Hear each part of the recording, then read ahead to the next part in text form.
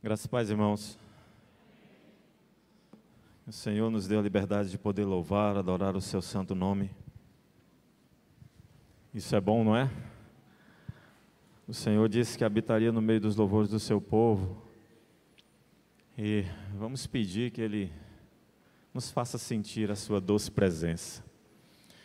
Hoje pela manhã, nós, na abertura da escola bíblica, recebemos uma palavra com o pastor Isaac, e ele fez referência ao grande evangelista Billy Graham, que já não está mais conosco.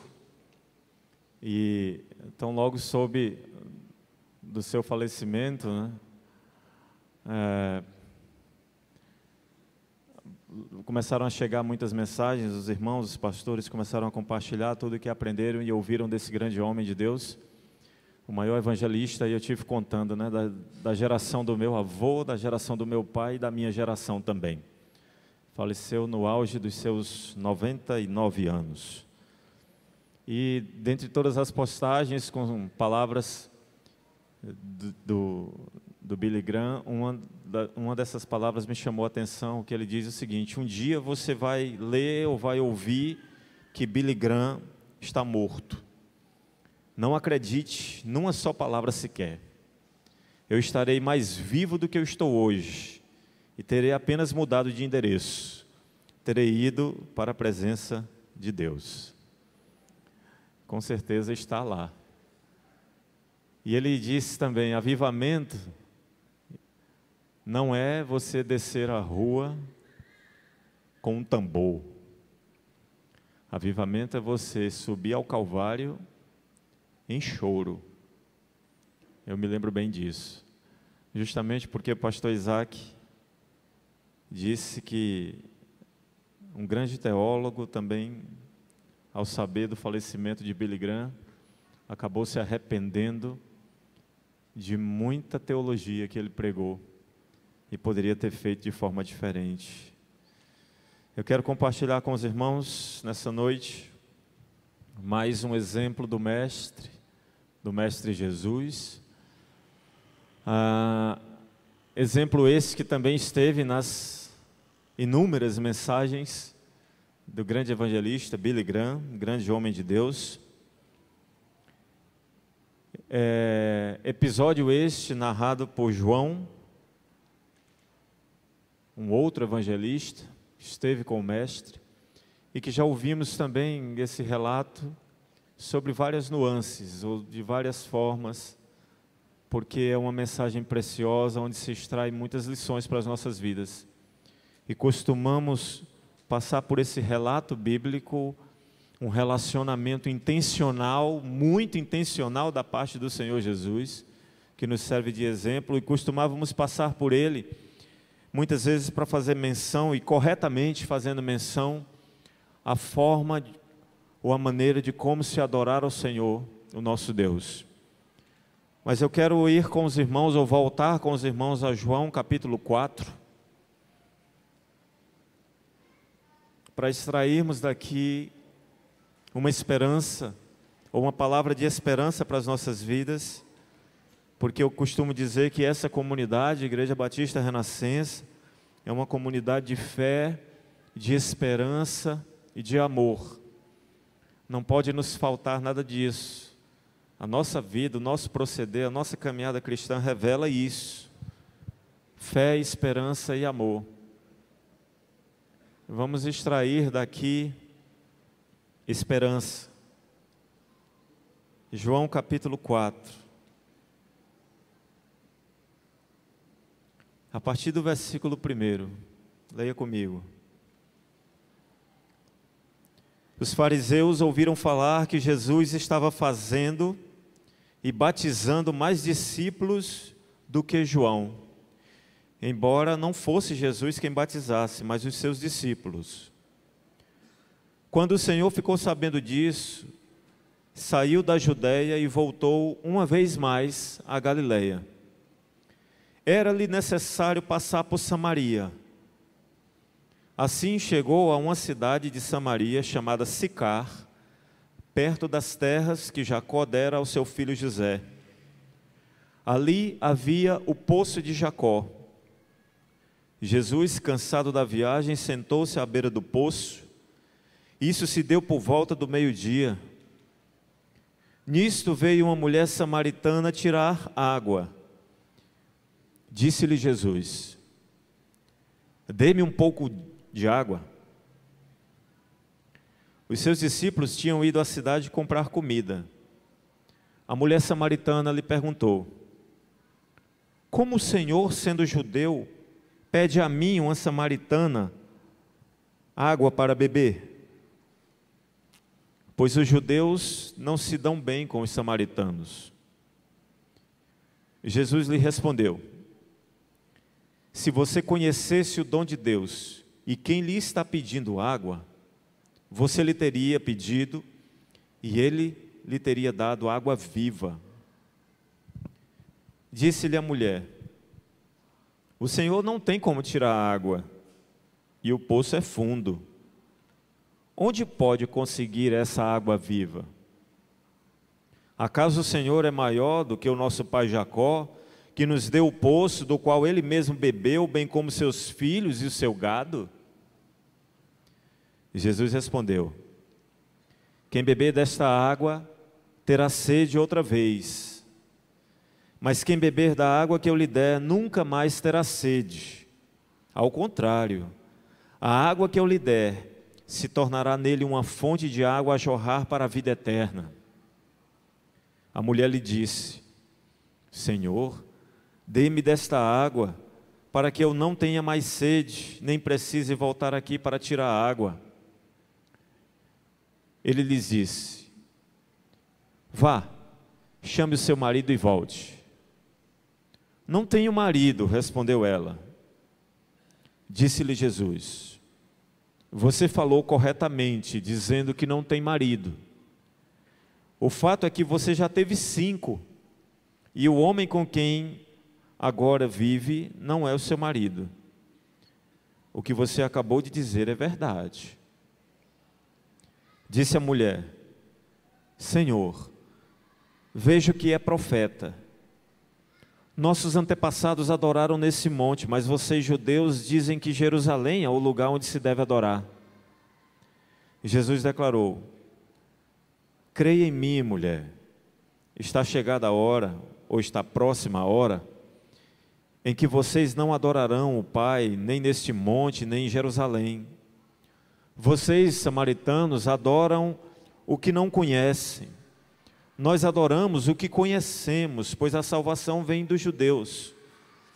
No entanto, está chegando a hora, e de fato já chegou, em que os verdadeiros adoradores adorarão o Pai em espírito e em verdade. São estes os adoradores que o Pai procura. Deus é espírito e é necessário que os seus adoradores o adorem em espírito e em verdade. Disse a mulher: eu sei que o Messias, chamado Cristo, está para vir. Quando ele vier, explicará tudo para nós. Versículo 26. Então Jesus declarou: eu sou o Messias, eu que estou falando com você. Versículo 28. Então, deixando o seu cântaro, a mulher voltou à cidade e disse ao povo: venham ver o homem que me disse tudo o que tenho feito. Será que ele não é o Cristo? Então saíram da cidade e foram para onde ele estava. Versículo 39. Muitos samaritanos daquela cidade creram nele por causa do seguinte testemunho dado pela mulher: ele me disse tudo o que tenho feito. Assim, quando se aproximaram dele, os samaritanos insistiram em que ficasse com eles, e ele ficou 2 dias. E por causa da sua palavra, muitos outros creram. E disseram à mulher: agora cremos, não somente por causa do que você disse, pois nós mesmos o ouvimos e sabemos que este é realmente o Salvador do mundo. Amém? Senhor, eu peço uma ação direta do Teu Espírito. O Espírito que nos revela, o Espírito que nos ilumina, o Espírito que nos dá discernimento. Discernimento para o que lemos, discernimento para entendermos a Tua rica e preciosa palavra. Em nome de Jesus. Amém. A mulher, junto ao poço, uma conversa, um princípio de amizade, uma conversa que começou informal e digo até um pouco estranha para o contexto da época. E eu poderia dizer assim, a conversa junto ao poço. Existem muitos títulos. A minha Bíblia diz assim, Jesus conversa com uma samaritana. Mas para esse primeiro momento eu decidi dizer assim, a mulher que precisa mais do que água. Eu quero só explicar para os irmãos o contexto daquela época, porque Jesus estava viajando pela Palestina. A Palestina é uma terra muito pequena e hoje está muito menor do que nos tempos bíblicos, nos tempos de Jesus. Ela mede, ou a Palestina nos tempos de Cristo media cerca de 300 quilômetros, sendo que 150 desses quilômetros era da Judéia e mais 150 da Galileia, que ficava bem ao norte. Só que entre eles, entre Judéia e Galileia, estava Samaria. E qualquer judeu que precisasse passar da Judéia para a Galileia, que precisasse fazer essa viagem, ou da Galileia para a Judéia, precisava encarar Samaria. Jesus também precisava encarar Samaria. Jesus e seus discípulos, meus irmãos, viajaram cerca de 100 quilômetros, mais ou menos. É uma viagem longa. É um percurso muito cansativo, não é? E eu acredito que um dos fatores que ocasionaram o encontro de Jesus com aquela samaritana, lendo a palavra aqui bem no comecinho, foi a desconfiança por parte dos fariseus. Estava acontecendo uma tempestade, ou estava prestes a cair uma tempestade na Judéia, porque eles viram o que Jesus estava fazendo, ficaram com medo, né? Que surgisse um novo profeta como João Batista, que acusava, metia assim, apontava o dedo, metia o dedo na ferida daqueles religiosos. Eles não estavam preocupados quem batizava, se era Jesus, se era João Batista, se era os discípulos de Jesus, mas na verdade eles estavam preocupados com as multidões que seguiam aquele homem. E aí Jesus, para evitar um confronto, porque o confronto era inevitável, mas para evitar um confronto antes do tempo, decidiu ir para a Galileia. E na minha tradução diz que ele foi para a Galileia mais uma vez. Foram muitas as idas e vindas. Um outro fator que acredito que ocasionou aquele encontro, no versículo 4 diz isso: era necessário atravessar a província de Samaria. Era necessário. Por que que João escreveu isso? Por que que era necessário para Jesus passar por Samaria? Será que era no período chuvoso e as chuvas invadiram ou encheram demais o Rio Jordão e ficou difícil ir pela outra rota, porque existia uma outra rota mais longa? Será que é por causa disso? Eu não acredito que era por causa disso.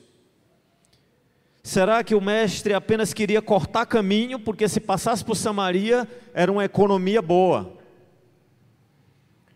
Existe projetos há muito tempo, né? A gente conversa, irmão Adão, pastor Ivonaldo, já existe um projeto há muito tempo, já existe meios de se chegar até Beneditinos por uma estrada alternativa, que vai economizar aí, imagino, cerca de 30, talvez 40 quilômetros. Vai ficar um percurso bem pequeno, já hoje cerca de 90 quilômetros daqui para Beneditinos, vai ficar um percurso bem menor, mas enquanto não se ajeita a cidade, ou a estrada alternativa, a gente tem que dar uma volta, não é? Será que Jesus queria cortar caminho para não caminhar cerca de 100 quilômetros? Eu não acredito nisso. Eu sei que não era normal um judeu passar por Samaria. Tem um comentarista bíblico chamado John MacArthur, apaixonado por Jesus, ele tem um livro chamado O Evangelho segundo Jesus, e ele diz o seguinte: os samaritanos representavam uma ofensa tão grande para os judeus, que os judeus sequer queriam ou desejavam colocar o pé dentro de Samaria. Sabe, como se existisse ali uma linha delimitando, né? Eles não queriam, não desejavam sequer colocar o pé em terra samaritana. Embora a rota fosse mais curta, eles tinham a própria trilha ao norte da Judéia, margeando o rio Jordão até chegar na Galileia, mas não iam pelo centro. A questão era, Jesus necessitava passar por terras samaritanas. E eu acredito que era justamente para poder cumprir um chamado divino, um compromisso divino junto ao poço de Jacó. Por isso João escreveu dessa forma. Ele necessitava. Se era meio-dia, se era 6 da tarde, eu não sei se João estava usando o relógio, né? O horário judaico ou o horário romano, isso não é importante. O importante é que Jesus chegou na hora certa, na hora que Deus preparou, nem antes nem depois. Ele estava no local indicado por Deus, determinado ali a fazer a vontade do Pai. E ele estava lá para buscar, para salvar uma única, triste e desventurada mulher. A palavra é essa. No versículo 7, a mulher ouviu aquele homem lhe pedir água. Jesus disse: dê-me um pouco d'água. E aí, quando Jesus pede água, ela desconfiou do pedido, ou ela desconsiderou o pedido, ou ela se distraiu completamente, não sei. Eu fico imaginando. Porque ainda hoje, nos dias de hoje, vez por outra, a gente vê os noticiários falando de preconceito. A gente não precisa ir muito longe, é no nosso país mesmo, é muitas vezes no estádio de futebol, é muitas vezes numa fila de uma lotérica para pagar a conta, onde tiver gente, existe preconceito. Eu fico imaginando a reação daquela mulher, como ela ficou impressionada pelo fato de Jesus falar com ela. Não sei se ela, a Bíblia não diz, não sei se ela viu quando ele chegou com seus discípulos. Porque se ela viu, e os discípulos, com aquele costume que todo aluno de um rabino tinha, de seguir o mestre ali, de ficarem amontoados atrás do mestre para poder ouvir o que ele falava. Se ela percebeu aquilo ali, então ela percebeu, ela notou, ela viu que Jesus era diferente.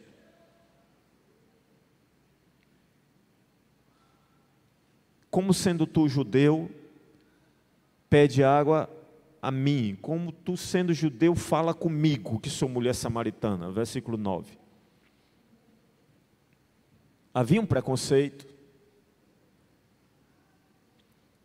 Tinha um rapaz que trabalhava comigo e todo mundo gostava dele. E ele era um piadista. Ele não perdia a oportunidade de fazer piada. É interessante que quando a gente falava no sério uns com os outros a respeito dele, todos eram unânimes e diziam o seguinte: ele é preconceituoso consigo mesmo. Porque a equipe de trabalho, ninguém tirava onda por causa da cor da pele dele, e ele era bem pretinho. Mas muito simpático. Ninguém ali, até onde eu pude ver, ninguém se constrangia ou ninguém negava a ele um abraço, um sorriso, um aperto de mão. Mas interessante que de vez em quando ele soltava as dele, sabe? Ah, eu sei por que é isso, é porque eu sou preto. Ah, por causa da minha cor. Se eu fosse aqui um galegão dos olhos verdes, o tratamento não era esse, sabe? Sempre tirando onda. Ali todo mundo ria das coisas, mas no fundo a gente ficava se perguntando, será que nos outros nichos ou nos outros meios onde ele convive, nos outros ciclos onde ele talvez quisesse amizade, ele não é recebido? Por isso ele reage assim. O que será que esse homem já sofreu na vida pelo fato de ter nascido com a pele negra? Havia um preconceito. Há um preconceito, há uma barreira, nós podemos ver no texto, pela fala da mulher, não pelo tratamento de Jesus. Agora, os judeus, eles se julgavam muito mais elevados, a ponto de não quererem se rebaixar aos samaritanos.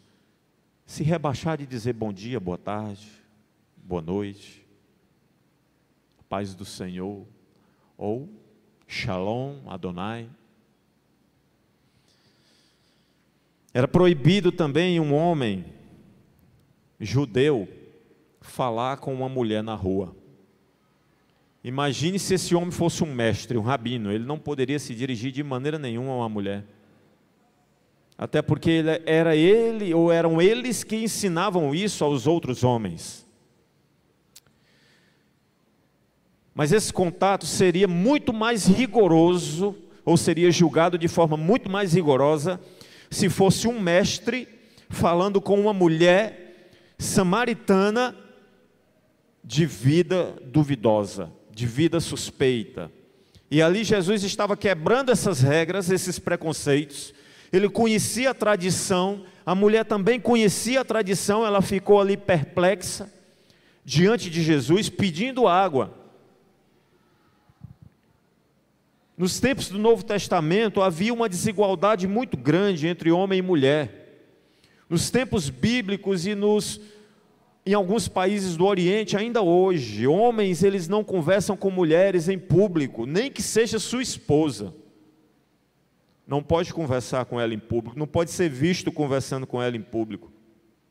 Quanto mais manifestação de carinho, abraçar a própria esposa no meio da rua, em praça pública, isso não pode, isso é um atentado ao pudor, isso é punido de forma severa.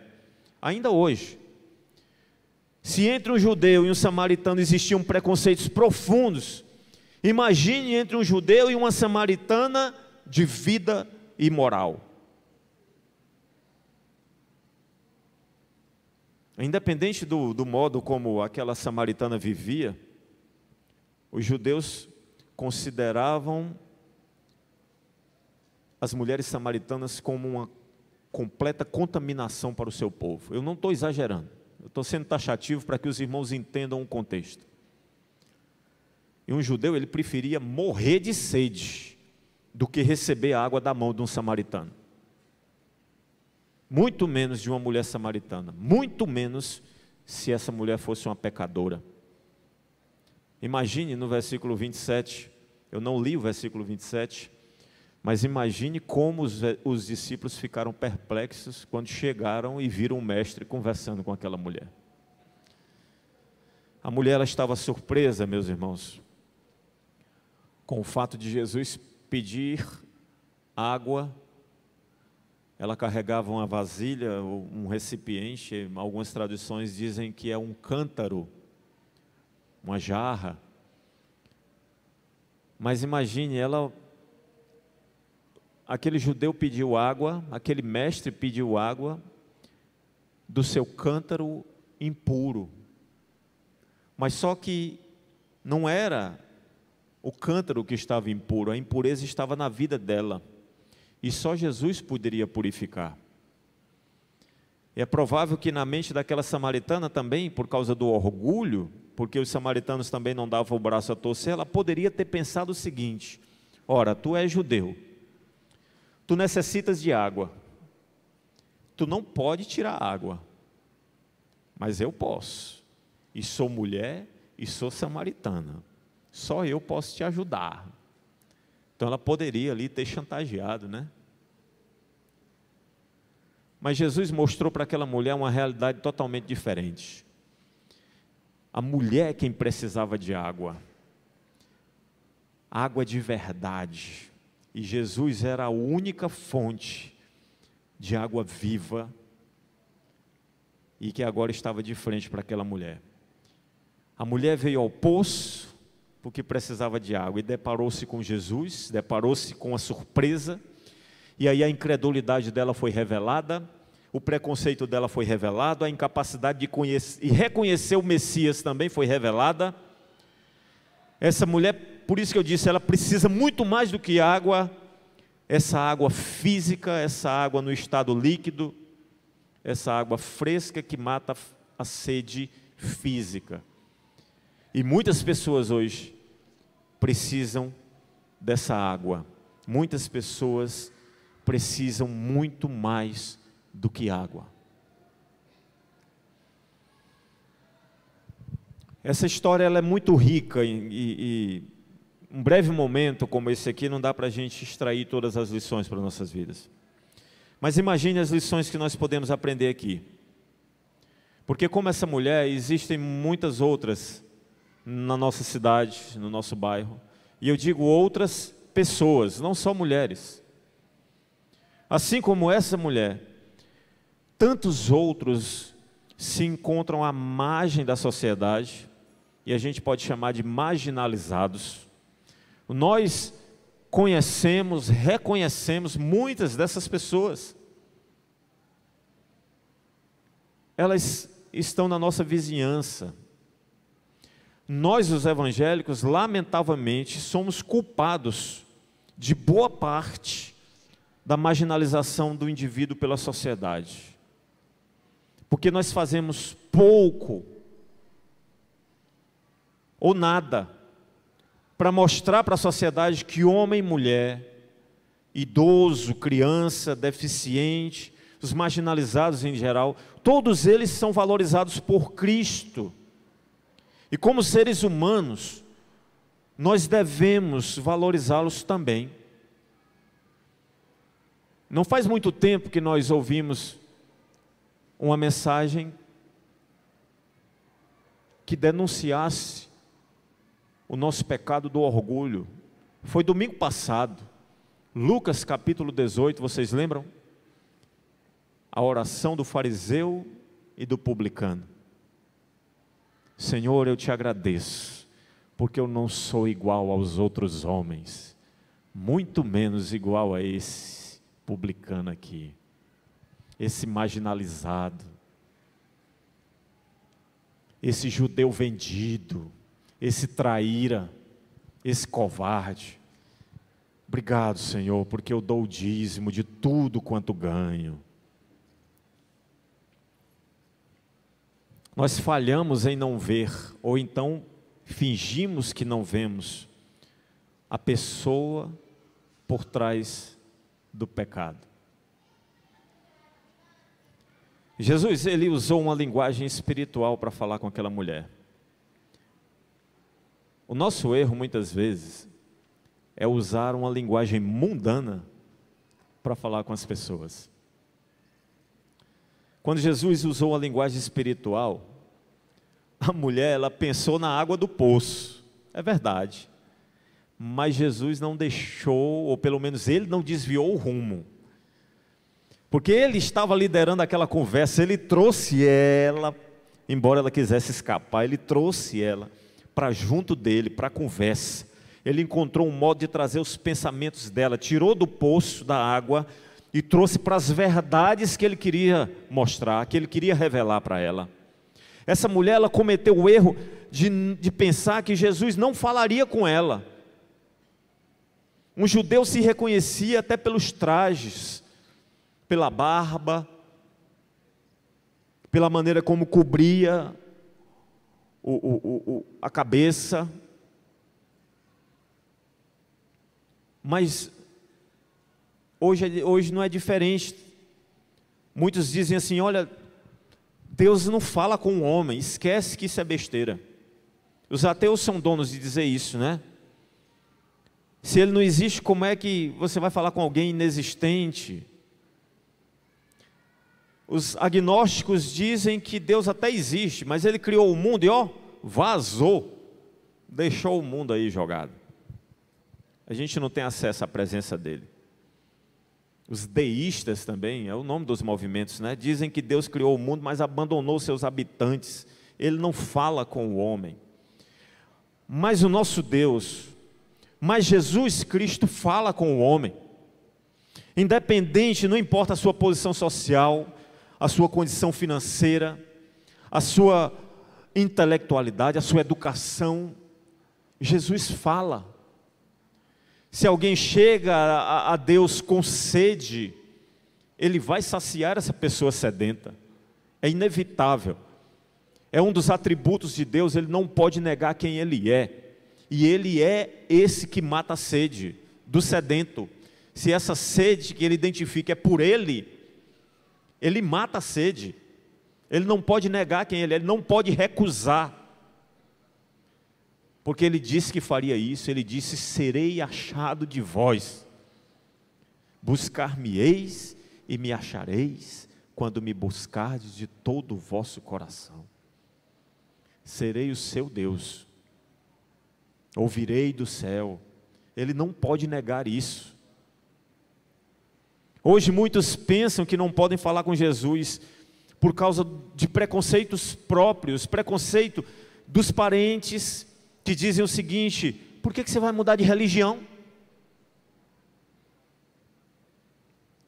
Preconceito dos amigos: meu irmão, deixa disso, tu não é dessas coisas de crente, está viajando. Preconceito pessoal: Deus não vai me ouvir, Deus está muito ocupado. Existe gente muito melhor que agrada mais a Deus, Ele está dando ouvido a essas pessoas.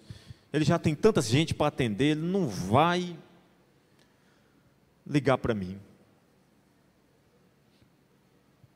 Meu prezado amigo, meu querido irmão, ninguém está tão distante de Deus que Ele não possa lhe falar. Por mais humilde que você seja, por mais indigno que você se ache, que você se considere, Deus pode falar contigo.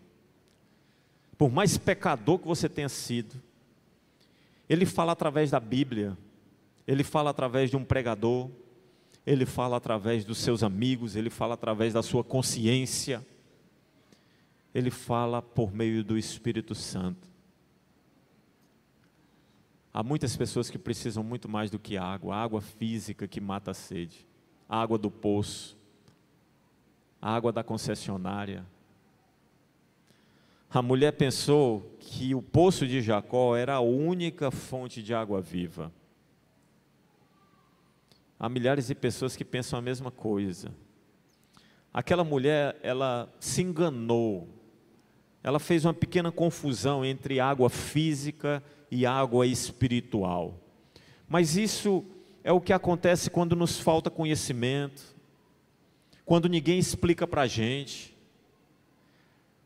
Mas que bom que o mestre dos mestres estava ali disposto a dar uma aula para aquela mulher, explicar a diferença entre as águas. Que bom que o mestre estava ali, muito embora cansado, mas é o que eu digo para minha filha. Minha filha não se deu muito bem em matemática no ano passado, e aí já estão se preparando para fazer as primeiras provas, e eu digo para ela: filha, enquanto você estiver na sala de aula com a professora, peça para ela: tia, a senhora pode revisar esse conteúdo para mim? A senhora pode me explicar mais uma vez essa questão? Ela disse: mas as outras crianças vão mangar. Eu disse: desde que mangue, porque não existe nada melhor para um professor, até onde eu conheço professor, do que quando o aluno mostra interesse pela disciplina, quando o aluno pede: professor, repita por favor. Se tiver algum professor que não suporta mais ouvir isso, me perdoe, mas os que eu conheci, todos eles ficavam com os olhos arregalados. Repito sim, vamos lá. Não importa quantos colegas vão mangar, vão tirar onda. Ih, nem aprendeu. Não tem problema. Não tem problema. Peça. O mestre estava ali. O mestre estava ali para explicar para aquela mulher. Muito embora cansado, com fome. Muitas pessoas imaginam que não há outro poço, não há outras fontes de água nesse mundo onde possam se satisfazer. E muitos buscam a água da vida, sabe aonde? Nos prazeres, nas diversões desse mundo, nas riquezas, nos bens materiais, na segurança econômica, na fama, no prestígio, no status, na popularidade, nos aplausos. Mas todas essas fontes são o que a Bíblia chama de cisternas rotas. A minha versão diz cisternas rachadas. Jeremias, capítulo 2, versículo 13, Deus fala com seu povo. O meu povo cometeu 2 crimes.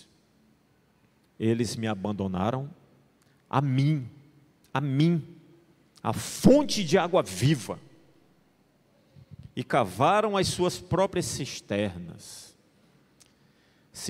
rachadas, que não retêm água. Que bom que o mestre estava ali. E a gente volta para o texto para dizer que Jesus deu água viva para aquela mulher. Jesus, junto ao poço com a mulher, ele deu água viva para a mulher. E eu volto a dizer, embora ele estivesse cansado e precisasse de um gole daquela água fresca do fundo do poço, mas ele tinha muito mais para oferecer. Pedir água àquela mulher fazia parte da estratégia do Senhor. Eu disse para vocês, foi um relacionamento intencional. Jesus colocou no coração dele, eu vou ser amigo desta mulher, porque não há outro judeu na face da terra que queira ser. Eu vou ser amigo dela. Eu vou me relacionar com ela agora. À medida que Jesus procura ganhá-la, ele orienta sabiamente a conversa. Leva ela de um simples comentário sobre beber um gole d'água, a grande revelação de que ele era o Messias, que ela também esperava. Aquele que pedia água fria, água fresca, agora estava oferecendo água viva para aquela mulher. Sabe quem? A si mesmo. Oferecendo de si mesmo. Porque Jesus identificou naquela mulher uma sede espiritual. E ainda que a mulher samaritana não entendesse a princípio o que era essa verdadeira água viva, que estava fora do poço e não dentro do poço, embora ela não entendesse, mas quando nós lemos, nós podemos ver o progresso, nós podemos ver a mente dela se abrindo, os olhos dela, o coração dela, e aí ela já não vê mais Jesus como um simples forasteiro, um judeu qualquer. No versículo 11 ela diz, Senhor, Senhor,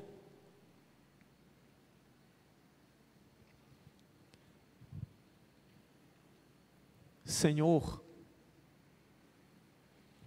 E aí os preconceitos socioculturais, até da parte dela, começaram a esfriar.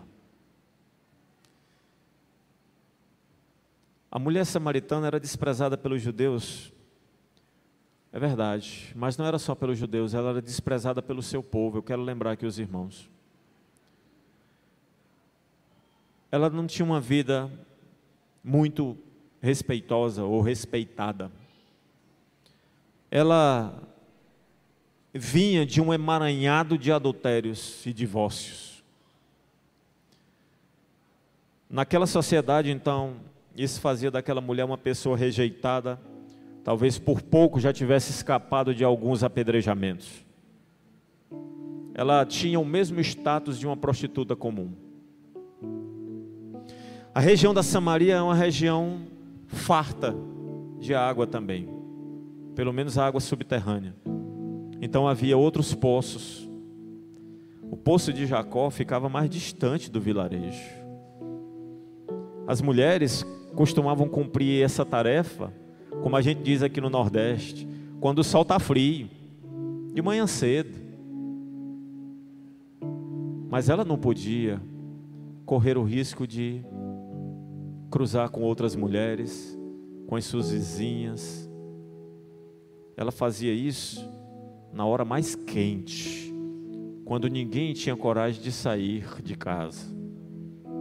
Então a condição de vida que aquela mulher levava lhe obrigava a fazer essa caminhada longa, sozinha, até o poço de Jacó. Imoralidade é uma prática inaceitável,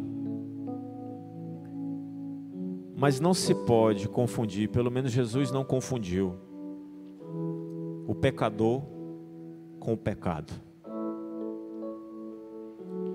A vida leviana que aquela mulher levava era reprovável, sim, mas a minha vida também era reprovável, meus irmãos. A minha vida necessitava de compaixão. A vida daquela mulher necessitava de um pouco de compaixão. Socialmente marginalizada, moralmente destruída, esfarrapada, Jesus a encontrou e a salvou. Quando Cristo percebeu que ela entendeu as suas palavras, o milagre aconteceu. Mas antes disso, sem desistir, fazendo ou construindo esse plano, esse milagre. Quando Jesus viu que ainda estava assim, as coisas ainda estavam turvas na mente dela, ele disse: vai chamar seu marido. Só o mestre poderia fazer isso. Ela respondeu prontamente: eu não tenho marido, Senhor. E aí Cristo despertou essa mulher para as coisas espirituais. Então você tem necessidade de água viva. Você precisa se sentir uma pecadora. Não é só o que os outros falam a seu respeito. Ele levou essa mulher, revelou a ela toda a sua vida, em poucas palavras. Ele disse: 5 maridos você já teve, verdade. Ela cometeu um erro aí, porque ela nunca imaginou que Jesus já sabia dessas coisas. Senhor, eu vejo que tu és profeta. Sabe, Senhor, nossos pais adoravam aqui nesse monte, mas o seu povo diz que é lá em Jerusalém que a gente tem que adorar. Logo depois que Jesus disse: de fato, você não já teve 5 maridos, e agora que está contigo, de fato, Jesus disse para: olha, de fato você está em pecado. Ela ficou muito constrangida e disse: Senhor,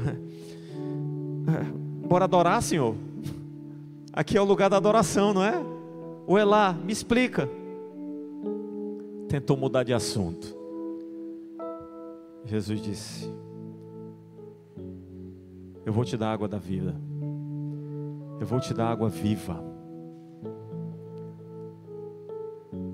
E Jesus teve que fazer uma coisa que nem para os seus discípulos ele fez de maneira tão clara. Quando ela disse: vejo que tu és profeta, sabe o que foi que ele respondeu para ela? Ele disse: eu sou o Messias que você espera. Eu que falo contigo, eu sou o Messias. Jesus não se declarou desse jeito nem para os seus discípulos. Eu que falo contigo, eu sou o Messias que você esperava, eu sou o teu Salvador, eu sou o enviado de Deus, eu sou o seu ungido. Jesus deu essa resposta maravilhosa para ela. O resultado desse encontro com a mulher samaritana não poderia ser menos excelente do que isso. A pecadora, segundo a voz dos outros, não segundo a sua consciência, agora se assume como pecadora. Reconhece a presença do Mestre, extremamente feliz, deixou seu cântaro ali e correu para anunciar para a cidade a sua descoberta. O Messias chegou, o Messias contou a minha vida toda, o Messias chegou. Aquela mulher despertou o interesse dos seus conterrâneos, dos seus concidadãos, de tal modo que ela levou eles a conhecer Jesus. Houve uma grande colheita ali naquele lugar. Jesus ficou 2 dias com aquele povo, povo marginalizado, povo esquecido, povo humilhado pelos judeus. Muitos samaritanos creram, versículos 39 a 42. Muitos creram, muitos creram. Jesus nos dá água viva hoje também, meus irmãos. Ainda hoje. Eu fico pensando, meus irmãos, que quando ou enquanto nós podemos, eu vou fazer essa observação, enquanto nós podemos, nós não temos o costume de negar ao nosso corpo o alimento físico. Quando nós estamos com fome, o que é que a gente faz? A gente come. Aliás, a gente ama comer, não é? É muito bom comer.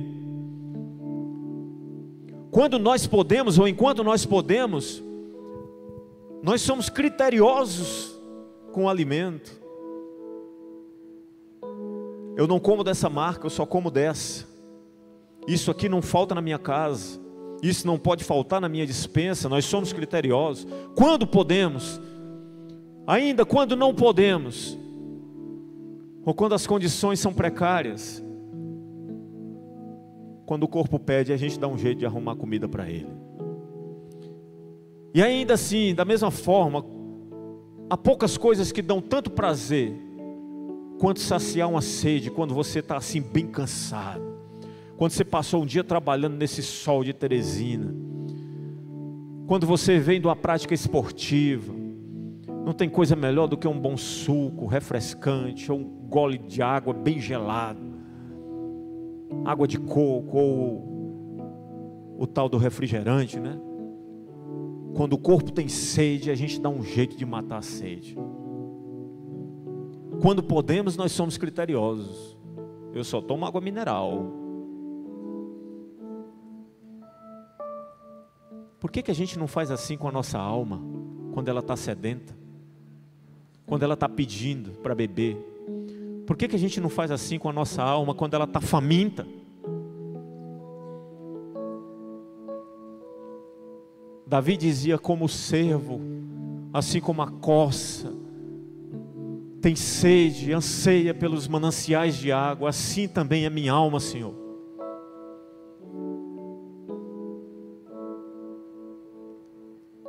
Jesus não quer nos dar só o pão físico. Ele está muito mais interessado na nossa alma sedenta, no nosso corpo faminto da presença dEle. Aquele que beber da água que eu lhe der, nunca mais terá sede. Pelo contrário, a água que eu lhe der será nele uma fonte a jorrar para a vida eterna. Quando nós tomamos água, normalmente, água física, nós sentimos sede de novo. Ela mata ali aquela sede, mas a gente vai sentir de novo. Em Jesus nós encontramos centralizadas as nossas mais suspiradas esperanças. Nós temos água eternamente, água da vida. Nós podemos aliviar nossa sede sempre e continuamente e para sempre.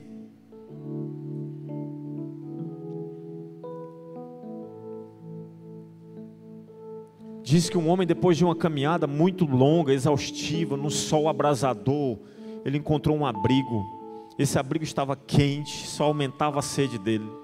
Revirou tudo dentro daquele abrigo, não encontrou uma gota sequer de água. Mas ele encontrou uma bomba dessa, manual, bomba de puxar água. Tinha uma tubulação nela. A bomba não funcionava, mas ele encontrou ali empoeirado uma garrafa com água. Desesperado, ele abriu para poder beber e matar a sede, mas tinha um bilhete segurado nela, ou preso nela. E dizia o seguinte: use a água na bomba e você terá água fresca. Sei lá quando foi que colocaram isso aqui. Esse troço está enferrujado, não vai funcionar, eu vou matar minha sede. E ele ficava naquela: bebo ou não bebo? Bebo ou coloco na bomba? Bebo ou não bebo? E sabe quando a gente diz língua de papagaio? Porque é seca, era do jeito que ele estava. Mesmo com a língua seca, sem saliva na boca, ele disse: eu vou colocar nessa bomba. E colocou na bomba. E começou a se arrepender, porque ele rodava a manivela, não saía nada. E ele rodava a manivela e entrou em desespero e rodava mais forte. E a bicha começou a chiar. E aí começou a sair um fiozinho de água. E ele rodava desesperado. Daí a pouco a água jorrava. Água fresca, água cristalina. Não era aquela água com cor de ferrugem que estava dentro do vidro do recipiente. E ele se refrescou, pôde até tomar um banho. Bebeu o quanto quis. Bebeu o quanto quis. Interessante que lá no finalzinho do bilhete tinha assim: PS, favor encher a garrafa outra vez antes de partir. E agora, depois que ele saciou a sua sede, ele encheu a garrafa até a tampa, lacrou e pegou ali um pedacinho de carvão, uma cerâmica, e escreveu assim no bilhete: creia em mim, funciona. Mas você precisa dar toda a água para poder obtê-la de volta. Que água é essa que Jesus prometeu e que Ele dá a todos nós?